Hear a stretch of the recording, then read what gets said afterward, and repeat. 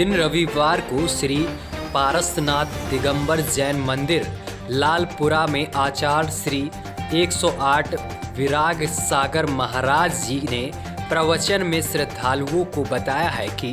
जैन धर्म में एक निर्ग्रथ मुनि भले ही शास्त्रों का कम ज्ञान या उसे कम शस्त्र याद हो, फिर भी वह ज्ञानी है, क्योंकि ज्ञानी का अर्थ है कि जो ज्ञान को आचरण में उतारे। आप तस्वीरों में भी देख सकते हैं कि किस तरीके से यहाँ पर भक्तगण मौजूद हैं भारी संख्या में, और इस दौरान यहाँ पर प्रवचन भी दिया गया है और लोगों को यहाँ पर कई अच्छी बातें भी बताई गई हैं।